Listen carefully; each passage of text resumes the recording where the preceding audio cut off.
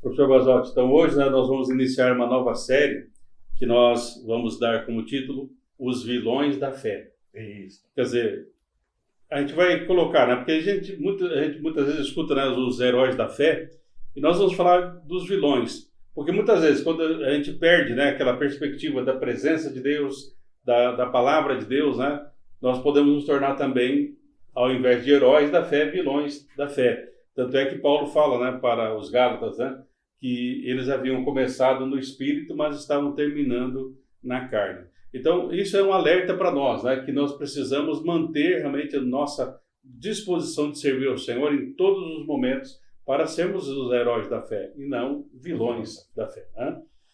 Pastor, em relação ao tema vilões da fé, é muito interessante que eu, revendo os livros de ata da nossa igreja, eu encontrei na ata no dia 17 de junho de 1751. Essa ata vai fazer em junho do ano que vem 70 anos. Então, há 70 anos atrás, a nossa igreja aqui em 1951? Isso. 17 de junho de 1751. Em 2021, o ano que vem, vai fazer 70 anos desta reunião. Tá? E na ata desta reunião que ocorreu há 70 anos atrás, nós lemos assim: foi criada a classe de senhoras heroínas da fé. E foi mudado o nome da classe mensageiros da fé para heróis da fé. Então, naquela época, 70 anos atrás, né, os homens que vinham para a escola dominical iam para a classe heróis da fé e as mulheres para heroínas da fé. E eu acredito que não é só aqui na nossa igreja e não só na nossa denominação. Eu acredito que essas classes heróis e heroínas da fé devem existir, devem ter existido em muitas outras denominações evangélicas além da nossa. Quer dizer, há uma tradição. O que não há tradição é que nós estamos começando aqui hoje. Nós estamos indo no sentido oposto. Em vez de falarmos de heróis da fé, em vez de falarmos de Sansão, de Moisés, de José do Egito... Nós vamos falar do capítulo 11 de Hebreus. Né? Não vamos falar desse capítulo. Mas também não vou escrever outro. Né? Isso, exatamente. E é importante quem está nos assistindo aqui e vem nos acompanhando. Nós trabalhamos até aqui. Nós começamos com as parábolas de Jesus. Depois, durante 7 semanas, os 7 milagres de Jesus do Evangelho de João. Então, quando nós trabalhamos com Jesus, estudando Jesus, ele é o modelo perfeito. Então, em Jesus, nós aprendemos como fazer certo. Então, eu vejo que o foco agora é este: o que nós podemos aprender com aqueles que fizeram errado, no sentido de aproveitar a lição para as nossas vidas. Eu vejo que nós podemos aprender queimando o dedo do fogo ou aprendendo com alguém que colocou o dedo e falou: não coloca o dedo lá que queima. Né? Então eu vejo que é nesse sentido nós vamos ver os vilões da fé, mas sempre pensando o que eu posso aprender com essa vida para não fazer igual e para aprender. E como nós havíamos conversado, pastor, nós vamos começar com o Salmo 73.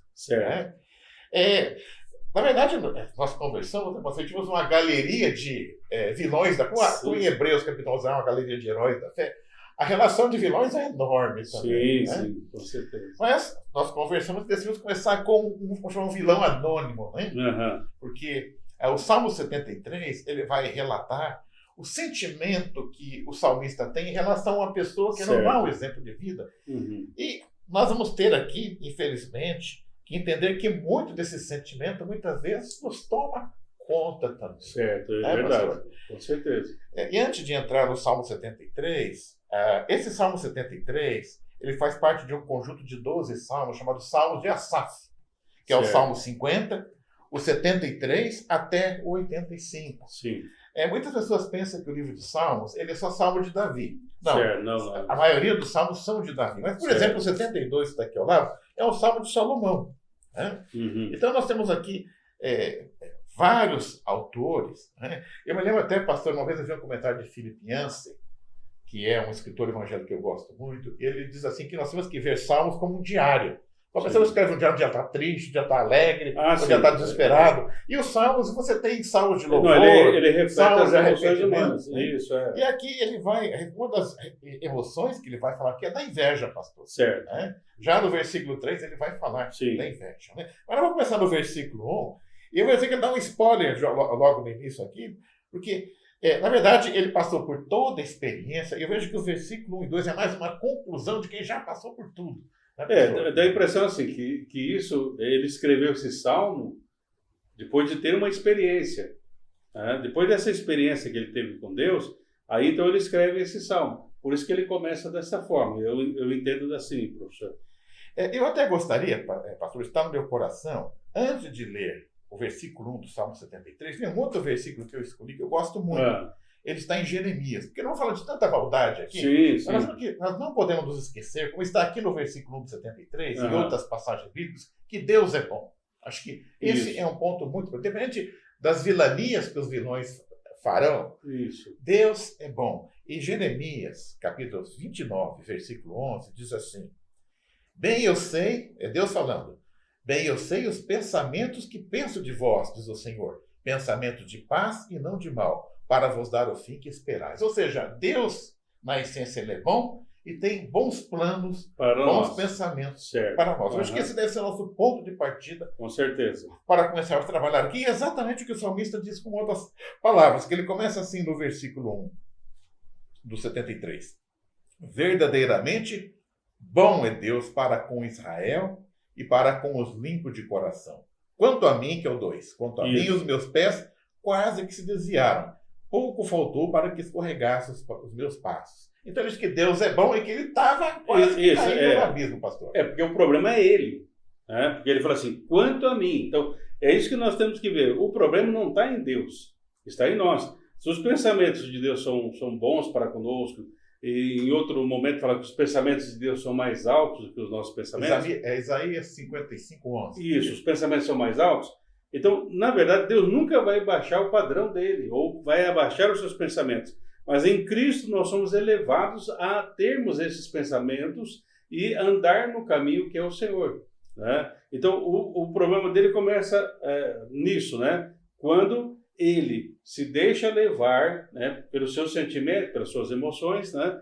E ele vai... Então isso vai fazendo com que ele desacredite da palavra de Deus. E isso acontece também conosco nesses dias. Né? Nós vamos deixando de acreditar no que Deus fez e faz. Né? E não é só desacreditar, porque no 3, vamos para o 3. No 3 ele vai dizer uma coisa aqui que...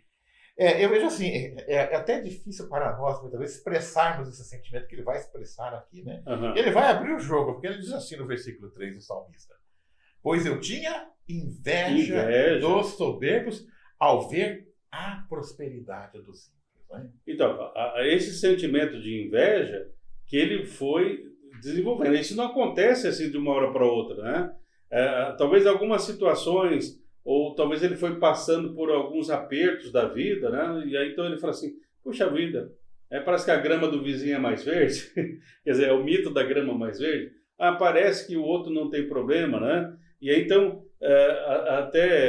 professor, fala assim, né? Um neurocientista, ele fala o seguinte, né? Que a inveja ela vai se processar na mesma área física, onde no cérebro, onde se processa a dor. A inveja é um sentimento doloroso. Então, é um sentimento doloroso. Então, por isso faz mal para nós. Então, começou a fazer mal para ele a partir do momento que, na mente dele, ele começa a alojar o sentimento de inveja. Ou seja, alguns dizem, né, Pascal fala, né, que eu não posso impedir o pássaro de voar sobre minha cabeça, mas eu posso impedir ele de fazer ninho. Infelizmente, muitas vezes, nós também somos tentados a termos a inveja, certo? Só que eu não posso deixar ela se aninhar dentro de mim, crescer, porque isso vai trazer dor, né? Até esses neurocientistas, ele fala assim, qual que é um conceito da inveja, né? Então, a inveja, assim, é que a tua tristeza é a minha alegria. Então, se eu tenho inveja de você, a partir do momento que você está triste, eu estou alegre. Agora, se você está alegre, eu estou triste. Tá? Então, esse é o sentimento de inveja. É uma boa definição de inveja, pastor. Então, ele aqui, quer dizer, é algo doloroso, quer dizer, e até humilhante você se declarar que você... Sim. Mas eu acho que essa inveja ela decorre da comparação também. Imagina o indivíduo, quer dizer, ele é um servo fiel de Deus, ele é dizimista, ele procura ter uma vida de santidade, ele está com dificuldade financeira, então, de repente, lá, o ímpio para com um carrão importado lá dentro, daqui a pouquinho vem uma chuva, cai uma árvore, cai junto em cima do fusqueta dele, né? Que ele está pagando a prestação, e o carro do cara está lá, e o cara faz tudo errado, né? E o cara vem com aquele ar de arrogante e diz assim, onde está o seu Deus? Né?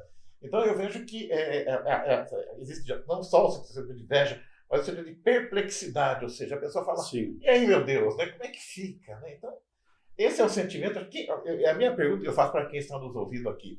Quem nunca teve um sentimento semelhante a esse, que atire a primeira pedra, né, pastor?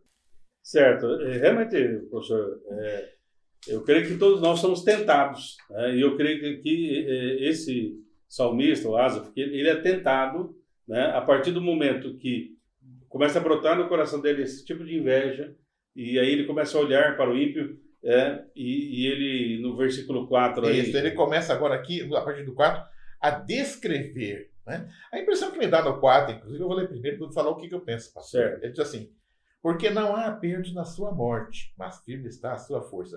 Nós sabemos que existem pessoas, eu pensei assim, existem pessoas que têm uma morte muito lenta, um sofrimento progressivo, ela vai definhando, digamos assim. Sim, né? sim. Mas tem pessoas assim que a gente usa até aquela expressão, morreu que nem um passarinho. Uhum. Então a ideia que me dá aqui que é um indivíduo que tem uma vida de pecado, é um ímpio que debocha de Deus, que debocha das pessoas cristãs.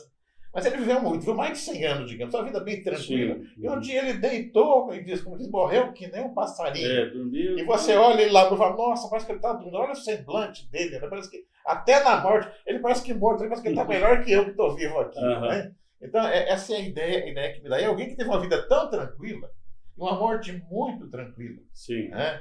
E você vai olhá-lo ali, né, no velório e vai falar, puxa, o cara parece que ele está em paz, né? Uhum. Parece que está até sorrindo, né? Uhum. Então, essa é a ideia que ele passa. Uhum. Né? É como se a prosperidade dele, né, quer dizer, é algo assim que vai além da morte, digamos Sim, assim. A impressão que passa naquilo que você vê, não naquilo que Isso, então, pastor.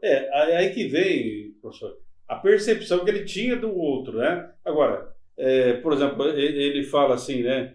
Eu invejava, né, no 3, né? Na minha tradução, no versículo 4, diz, porque para eles não há preocupações, o seu corpo é sadio, é nédio, né? Quer dizer, a saúde... Ele tem saúde, isso. Só que assim, não há problemas, não há preocupações, nós não sabemos o que passa dentro do outro, né? Pastor, eu vejo que aqui nós temos duas variantes. Há pessoas que aparentam ser infelizes. Mas eu vou falar agora por mim. Eu não acredito naquele ditado popular que diz assim, aqui se faz, aqui se paga. Muitas pessoas fazem errado e pagam. Assim, ó. Sim, mas eu acredito assim. Graças a Deus que não. Você tem pessoas que têm uma vida de pecado, uma vida ímpia, mas que elas conseguem ter uma boa reputação na sociedade. Sim. Elas têm uma vida tranquila e elas dormem tranquila. Elas matou, roubou, mas elas estão em paz. É só com a mente cauterizada. Sim. Então, a mente cauterizada. Isso. Eu entendo assim, que muitas pessoas elas fazem o mal e têm uma vida muito tranquila até o último dia. Uhum. Aí não precisa do olho de águia, que tanto falou que no ano passado, vai enxergar um pouco além. Mas se você olhar materialmente... Não, o pessoal vive tranquilamente, para eles tem do bom e do melhor, né? Não tem aquela preocupação, até ele usa aqui a canseira dos mortais, né? É uma coisa tranquila, né? Uma coisa mais tranquila. E, enfim, da perspectiva humana, né? Então, quer dizer, é o que todos nós muitas vezes gostaríamos. Então a gente tem que entender isso, né? Quem não quer se dar bem? Não, e às vezes eu já vi assim, pessoas que têm um velório bonito, quer dizer, o cara ele contrata um buffet, então você vai lá, quer dizer, tem o garçom servindo lá, uns canapés, e tem lá o cara tocando uma música de violino. Dá até vontade de morrer, né? Até vontade, exatamente. É tão gostoso. Exatamente, então passa uma imagem. Né, assim, assim que você fala, mas pô, essa pessoa, né? Então, aqui dá a impressão, né, que o salmista viu um filme de Hollywood. Onde, né, ele vê aquelas estrelas, vê que tudo dá certo, e vai embora e tal. Mas a vida não é esse filme. Né? Aqui, inclusive, o 5 ele diz assim, ó, não se acha em trabalhos como outra gente, nem são afligidos como os outros homens. Aqui eu vejo assim, aquele cara assim, fala assim, nossa, você fala assim, mas tá um engarrafamento aqui na cidade. Fala, não tem problema, eu vou de helicóptero, engarrafamento para mim. Eu falo, mas a estrada tá pobre, engarrafamento. A estrada tá esburacada. Fala, não, mas eu tenho meu jatinho, se quebrar eu tenho de reserva. Então não tem problema se cobra pedágio. Se a estrada está esburacada, ele vai de jatinho e volta de jatinho. Né? Isso é para os mortais. É para os mortais, Ah. exatamente. Né? Ele não leva a mala, porque quem carrega a mala é pobre. Ele vai Ele para Miami, mas ele vai levar a roupa. Chega lá, ele chega na loja lá já, né, no shopping lá, né, Sim, e já vai comprando as coisas. Quer dizer, então, nem mala o cara precisa carregar. sim. É tudo, né? Tudo tranquilo. Então, a vida é muito boa para essas pessoas. Certo. Muito Aham. boa, né? Aí continua assim, né? No 6. Pelo que a soberba o cerca como um colar, veste-se de violência como de uma dor. Aqui duas características desse indivíduo, Uhum. a soberba e a violência. Certo. Eu estive vendo alguma coisa sobre a soberba e achei interessante. Nós temos três comportamentos que são muito parecidos, que são imbricados, que é orgulho, Orgulho. soberba e arrogância. Eu aprendi o seguinte, lendo sobre isso. O orgulho vamos dizer o seguinte, eu acho que eu sou muito melhor que você, eu acho que eu sei muito mais Sim. que a Bíblia do que você. Então isso é orgulho. Orgulho. Né? Então, é como se fosse um gato. Imagina um gato, ele olha para o espelho e vê um leão lá. Sim. Então isso é orgulho. Quer dizer, você tem uma imagem de si mesmo que é muito além daquilo que você é. Isso é orgulho. Né?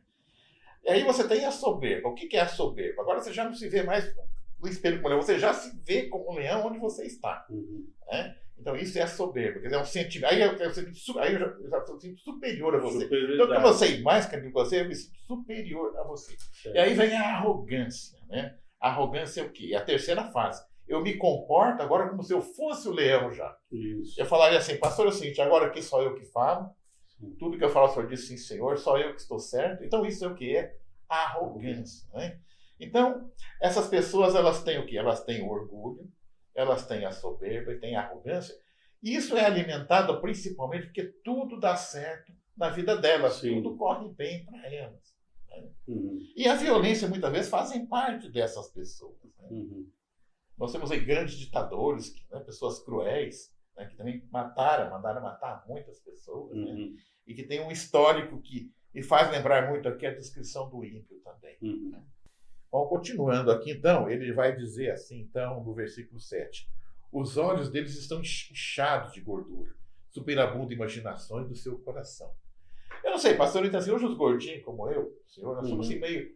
hoje a obesidade está muito ligado a doença, diabetes, sim. a hipertensão, até o risco maior em relação à Covid-19 agora. Sim. Uhum. Mas nesse tempo havia a ideia de que uma pessoa que, né, que era mais... Nós seremos prósperos. Seríamos, por exemplo, havia a ideia, né? Isso. Assim que o gordinho é o cara que é bem alimentado, é bem cuidado. Sim. Então eu vejo que essa expressão médio que ele usa Não aqui, trabalha muito. não trabalha muito, exatamente. Né? É. Então, ele aparenta, quer dizer, ele aparenta Sim. a prosperidade. Né? Quer dizer, quando a gente Sim. fala prosperidade aqui é no sentido de ir bem materialmente. Isso, materialmente. Materialmente. Esse é um sucesso profissional, Isso. pode estar incluído Aham. aqui.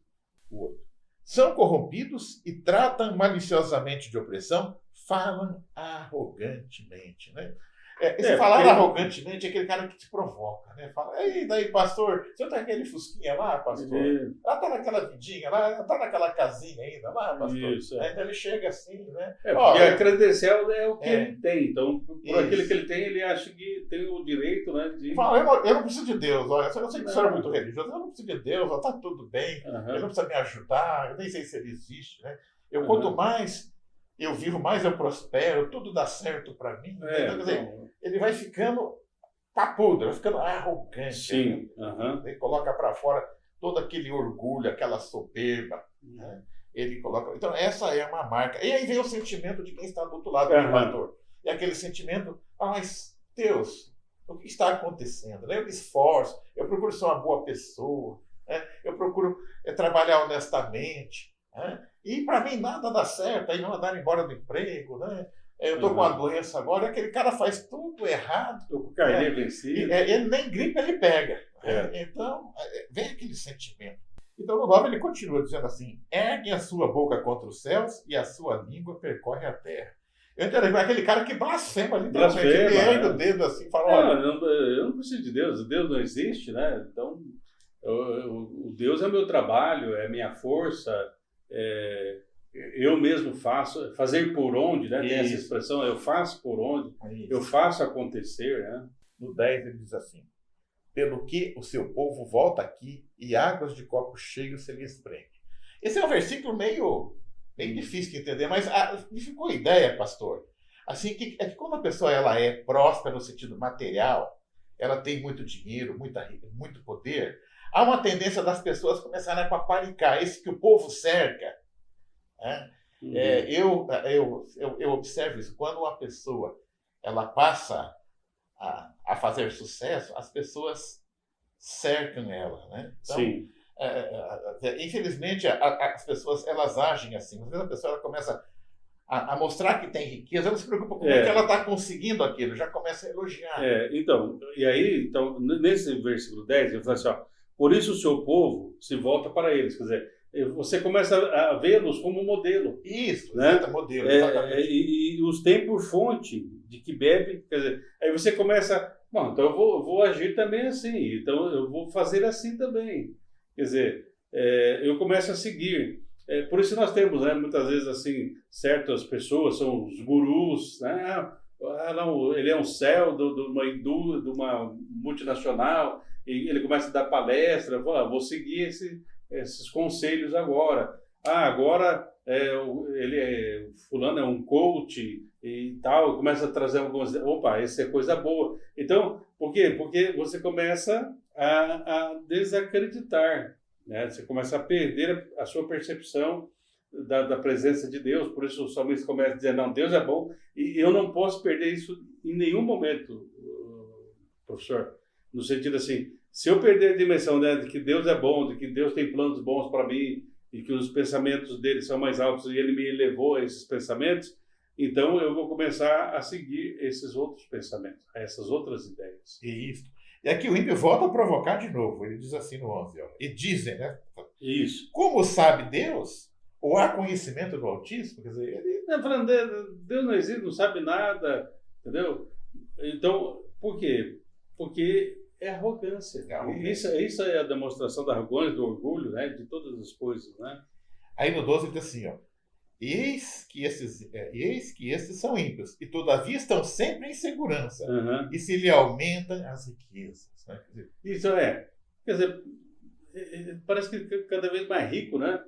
E ele está seguro, ele mora em uma casa murada, ele tem guarda de segurança, né? Ele a casa toda monitorada. Né? Então, aquele ditado, professor, que ele anda com guarda-costas.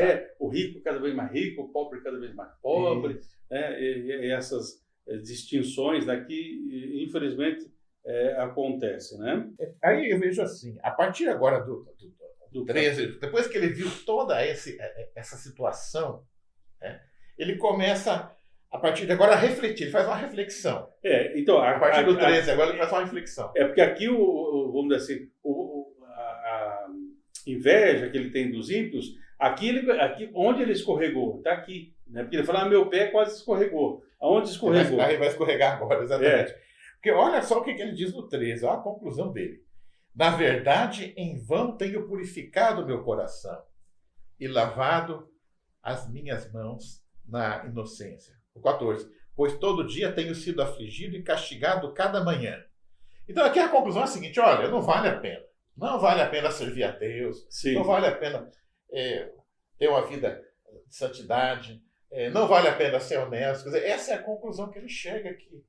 Então, por quê? Professor, aí que entra a questão.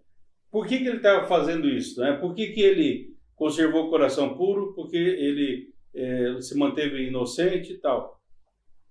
Para que ele pudesse receber recompensa de Deus? É mais ou menos como aquela oração do publicano e do fariseu. Né? O fariseu fala, mas eu não sou assim, não sou como este. Né? Ou seja, eu não vou fazer as coisas para receber um privilégio de Deus. E aí o que ele está dizendo aqui no caso, ele está falando assim, ó, pois todo dia tenho sido afligido e castigado a cada vez. Em vez de eu receber uma recompensa, só porretada na minha cabeça. Mas o que seria esse castigo? Não ter o que o outro tem? Né? Será que se eu tiver o que o outro tem, ou seja, se for satisfeito a minha inveja, Então, quer dizer, aí eu vou estar satisfeito? Né? Então, isso é complicado, porque ele foi fazendo, quer dizer, é uma desconstrução da fé aqui. Né? Ou seja, ele está a um passo de se tornar um vilão da fé.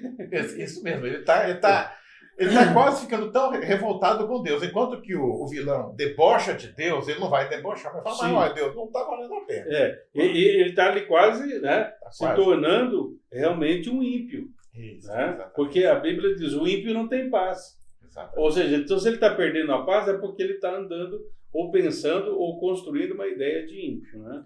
No 15 ele diz assim, se eu dissesse, também falarei assim, eis que ofenderia a geração de teus filhos.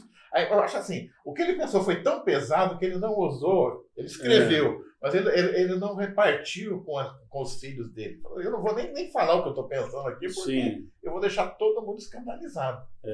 Então, aí começa, talvez aqui, o processo de uma volta à fé, porque aqui ele dá uma parada. Aí ele fala, não, pera um pouco, eu estou olhando aqui para o ímpio, eu estou olhando aqui, mas ele fala assim, seria a ideia, né, professor? Ó, se eu pensar em falar tais palavras, já teria traído a geração de teus filhos. Ele fala, mas não, pera um pouco. Se eu pensar em Abraão, Moisés, Isaac, Jacó, quer dizer, ele fala assim, ao invés de eu olhar para o vilão, eu vou olhar para os heróis da fé. Então, esse é o grande problema. Para quem nós estamos olhando? Quem tem servido de modelo para nós? Né? Hoje o mundo procura modelos. Né? Tanto é que muitas vezes tem um cantor lá, um ciclano, beltrano, aí fala, é um ídolo. Quer dizer, muitos começam a se espelhar neles. Né? Então, aqui o salmista, de repente, ele deixou de ver os modelos de Deus e começou a ver os modelos do mundo. Né? Pastor, aí o 16, ele fecha essa parte aqui, então, onde ele está fazendo a avaliação. E ele diz assim, 16, quando pensava em compreender isto, fiquei sobremodo perturbado. Então, esse é mais um sentimento dele, ele sentiu inveja, né, inicialmente. Uhum. E aqui diz que ele está perturbado. Eu entendo que esse perturbado é assim, a fé dele está abalada. Isso. Ele diz, será que vale a pena eu continuar crendo nesse Deus? Será que esse Deus é bom mesmo? Uhum. Será que esse Deus é justo? Eu faço tudo da melhor maneira possível e só recebo o castigo. E esse ímpio aí faz do jeito dele, debocha de Deus e está tudo correndo bem para ele. Então, e aqui ele começa a refletir também no sentido assim, né, professor? Espera um pouco. De qual perspectiva que eu estou vendo a vida? Né? Por exemplo, lá no livro de Apocalipse, né, quando fala a uma das igrejas, fala assim, lembra, pois, de onde caíste e volta ao teu primeiro amor. Né? Ali, Carta à igreja de Éfeso. De Éfeso. 2:8. Isso, capítulo 2, Apocalipse 2. Então, ou seja, a ideia ali é assim, fala assim, você estava aqui, volta. Agora você está lá embaixo. Então, quer dizer, volta ao teu primeiro amor, lembra de onde caíste. Quer dizer, você estava aqui, agora você está lá embaixo. Então, muitas vezes assim, nós estamos aqui e de repente eu caio para cá e começo a ver a vida a partir deste ponto, de um degrau abaixo. Não, eu tenho que ver as coisas da perspectiva de Deus, não humana. Porque senão, aí, realmente, eu não vou ter explicação por que o ímpio prospera. Eu não vou ter explicação por que há sofrimento no mundo. Então, tem coisas que extrapolam a compreensão humana. Pastor, é interessante que esse sentimento em relação à injustiça, ele não é exclusivo da nossa espécie, né? Eu li um livro, o ano passado, até trouxe aqui, o autor chama Fernando Reinach, ele é um biólogo, ele foi professor da USP, e ele tem uma coluna na Folha, acho que é na quarta-feira, no Estadão, onde ele pega um artigo científico e transforma num artigo pequeno, explicando para o leitor comum, né, um progresso da ciência. E ele tem aqui no seu livro, que na verdade saiu na Folha, no Estadão há algum tempo atrás, é um trabalho onde os cientistas comprovaram que o próprio macaco tem a percepção da injustiça. Então foi feito o seguinte, esse experimento foi feito em 2003. Eles fizeram o seguinte, eles colocaram 2 macacos em jaulas vizinhas, e os macacos, eles colocavam pedra dentro da jaula, aí o macaco punha para fora. Quando o macaco punha para fora, eles ganhavam como recompensa uma fatia de pepino. E eles ficavam lado a lado fazendo isso. Aí diz assim, mas algo espantoso ocorria quando um dos macacos era recompensado com uma uva em vez do pepino. Ou seja, os 2 trouxeram a pedra para fora, um ganha agora um pepino e o outro ganha uma uva, que a uva é muito mais saborosa que sim. o pepino. Né? Ó, o macaco que recebia a uva ficava feliz e continuava a entregar as pedras.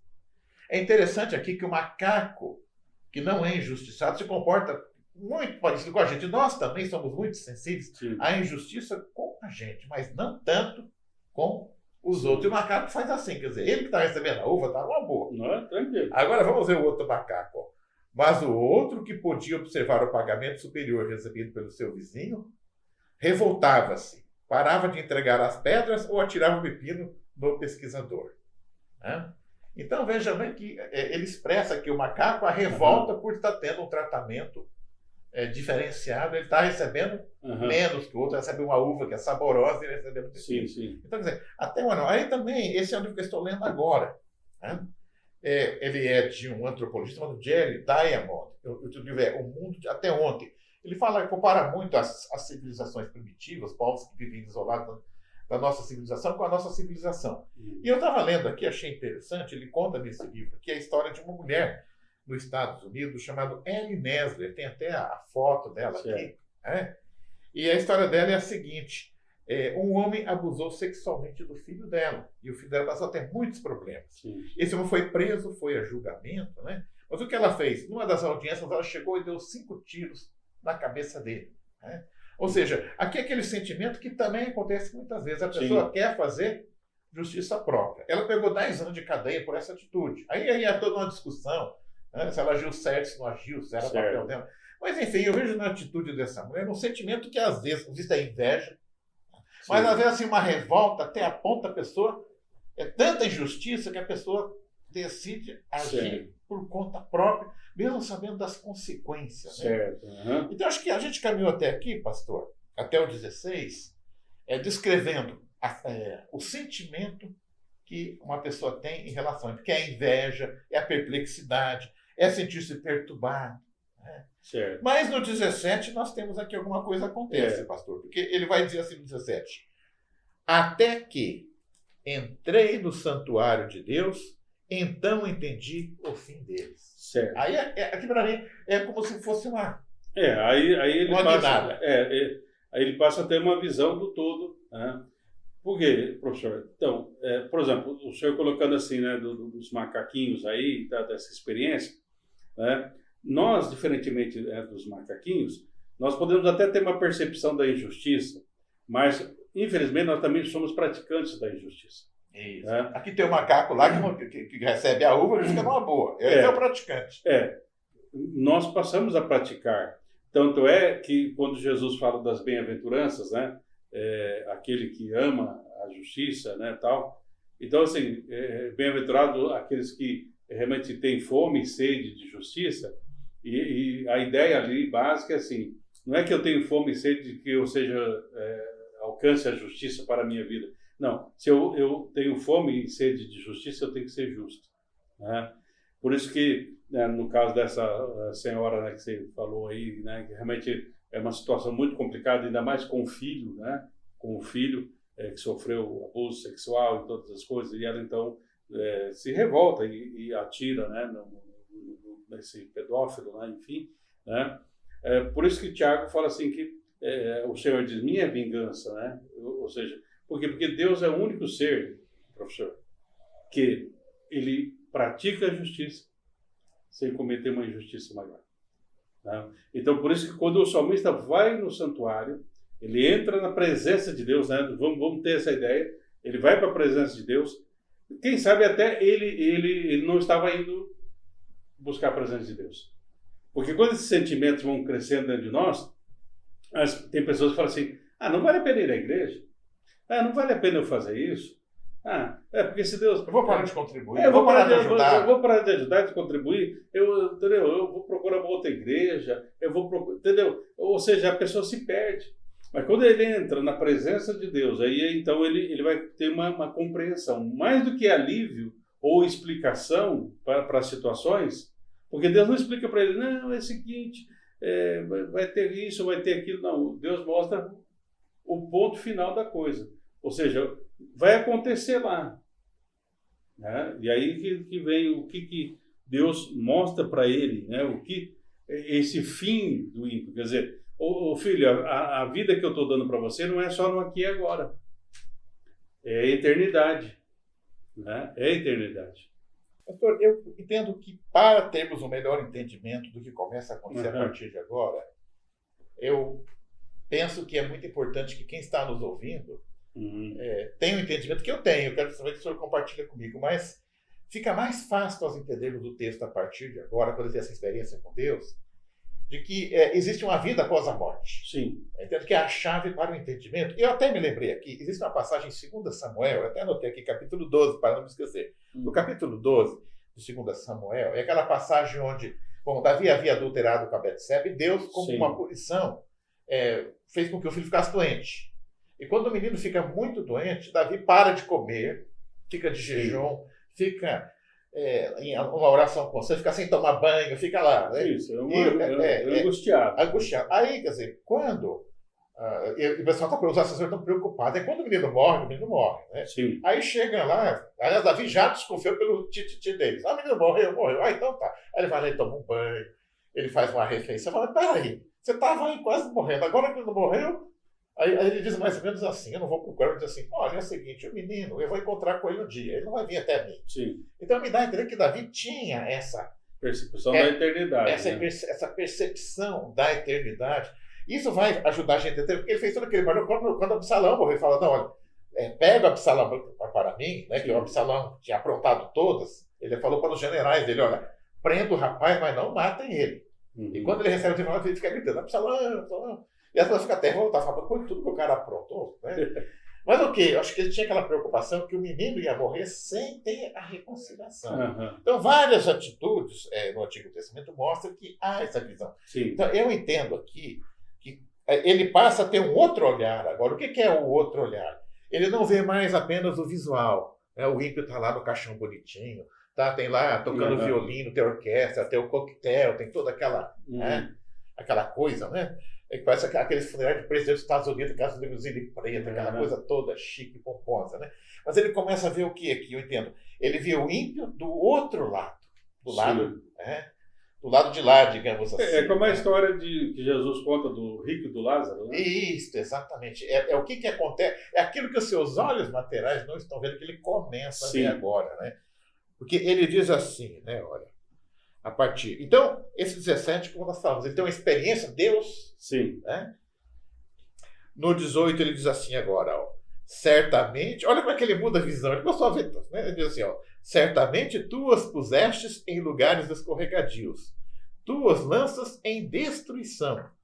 No 19, como caem na desolação, quase no momento, ficam totalmente consumidos de terrores. Então, aquilo que ele invejava, agora ele fala, opa, mas que situação que esse cara está. Não quero isso não.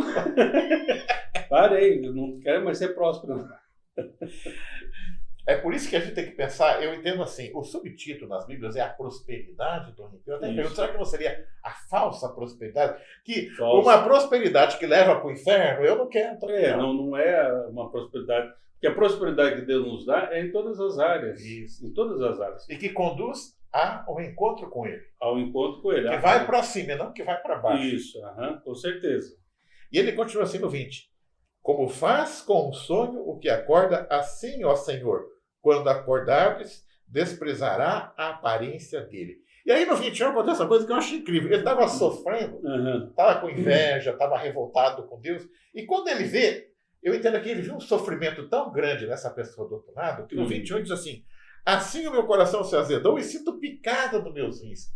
Então isso expressa assim um sentimento de sofrimento. Ou seja, ele está sofrendo mais agora do que antes. Então, vamos dizer assim, ele sai daquele... Aqui ele deixa o sentimento de inveja e ele passa a ter pena.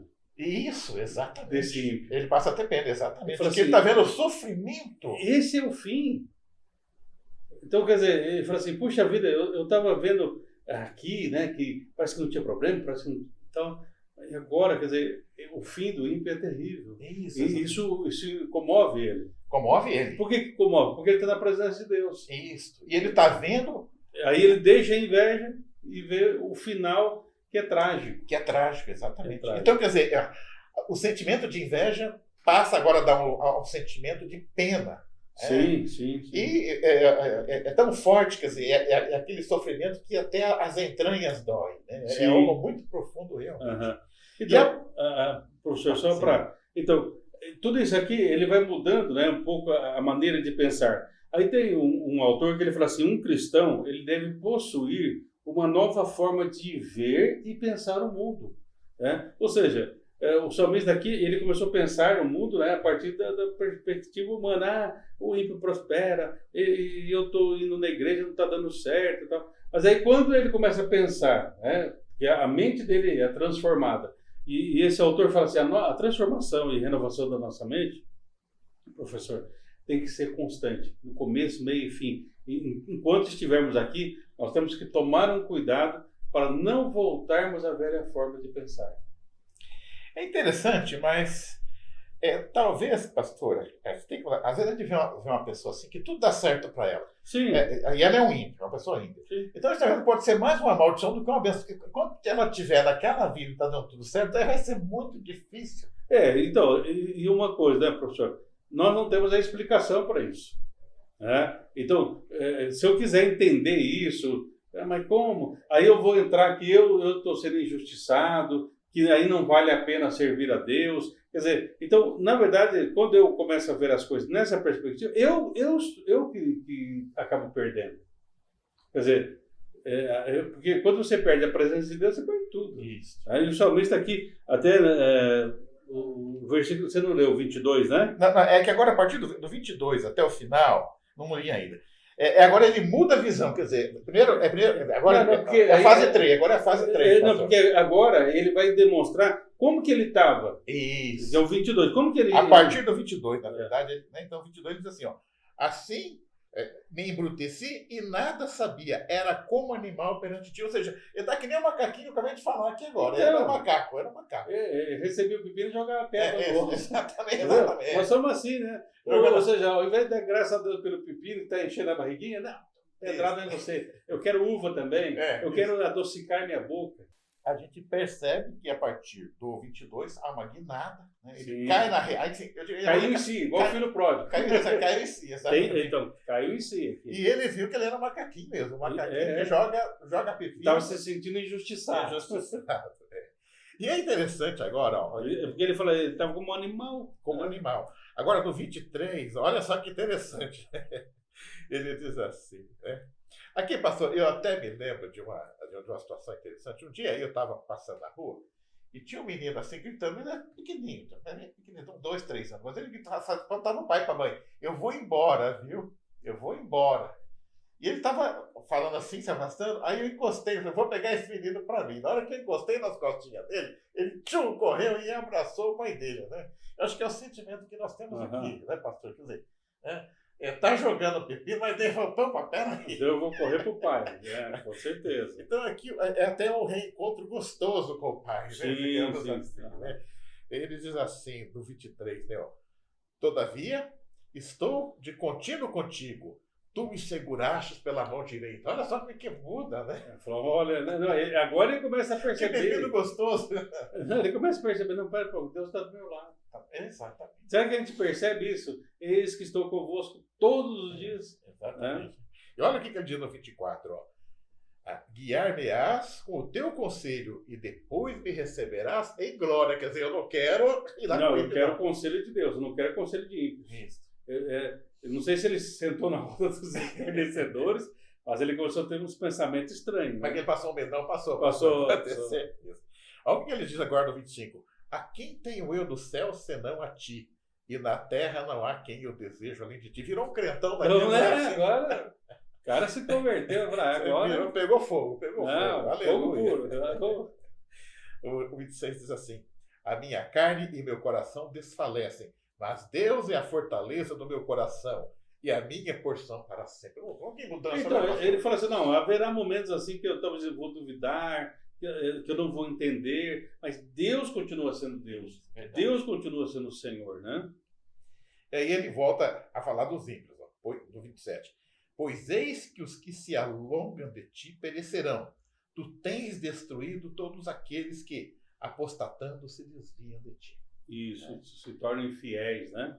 E aí ele fecha no 28 aquilo que ele falou no primeiro versículo. Quanto a mim, bom é aproximar-me de Deus, pus a minha confiança no Senhor Deus, para anunciar todas as tuas obras. Né? Com certeza. Então, ele fala assim, sabe de uma coisa? Melhor coisa é estar na presença de Deus. É como lá no Salmo 84, né? Prefiro estar à porta da casa do meu Deus um dia do que 1000 em qualquer outro lugar. Isso, exatamente. Porque ele, como o pardal encontrou casa e a andorinha nem para si, né? Pardal, ele é tido assim na Bíblia como um ansioso, né? E a andorinha é um passarinho que ele é inquieto, né? Então, inquietação e ansiedade encontra descanso, né, no altar de Deus. Então, o salmista também, quando ele foi, né, para o santuário, para o altar de Deus, na presença de Deus, aquietou o coração dele. Né? Pastor, eu vejo que é muito importante também, nós temos o seguinte, é que esse tipo de sentimento e esse tipo de desfecho, ele não é apenas em Salmos, não é apenas... Nós estamos pegando uma passagem isolada. Eu encontrei em Malaquias, capítulo 3, a partir do versículo 14. Olha, um sentimento muito parecido com o do salmista no início. Ele diz assim, olha só, é pesado aquilo que ele fala.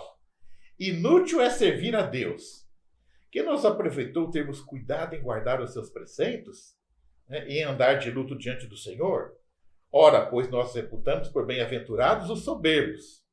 Também os que cometem piedade se edificam. Sim, eles tentaram ao Senhor e escapam. Então, aqui é o mesmo sentimento. A conclusão é que é a seguinte, olha, não vale a pena servir a Deus. Né? Mas olha como é que Deus responde aqui, né, nos versículos, a partir do versículo 18. Ó, né?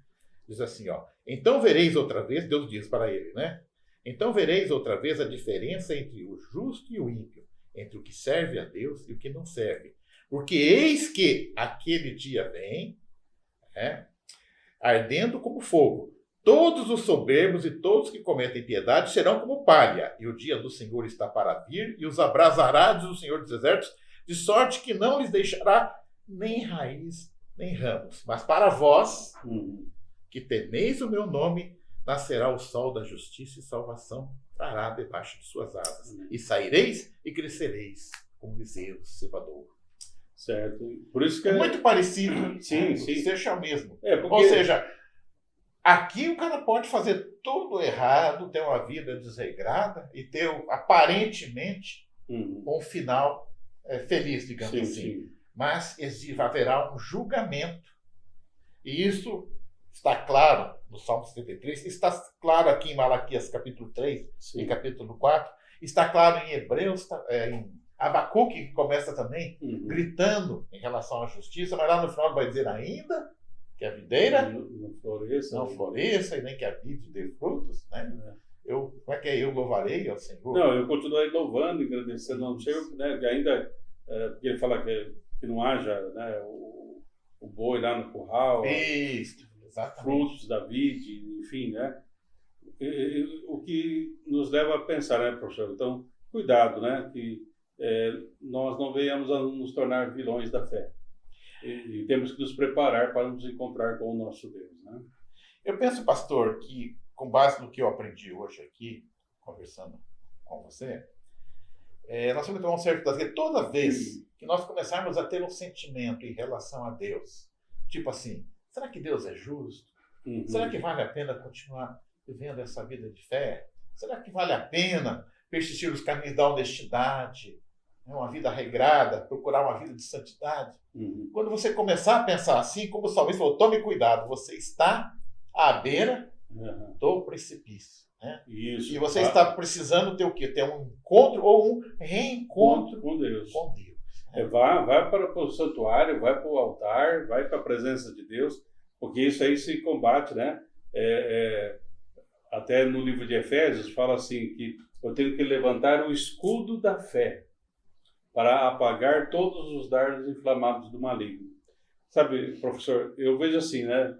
Dependendo, digamos, do tipo de armamento, digamos, tem colete da polícia que, dependendo do calibre da arma, vai furar o colete. Sim. Né? Então, ele tem que ter um colete adequado. Quando fala o escudo da fé, eu entendo assim, professor, eu tenho entendido isso para mim. que uma das principais setas que vem, né, do inimigo para nós é a seta da dúvida. Se ele conseguir engendrar em nós o mesmo pensamento, né, que ele colocou no primeiro casal, foi assim que Deus disse. Se nós colocarmos essa dúvida, com certeza o nosso pé já está escorregando. E essa dúvida começa lá no Jardim do Éden. A primeira palavra que a serpente disparava é se, né? Cuidado. Exatamente. Então, coloca no coração a dúvida, né? Sim.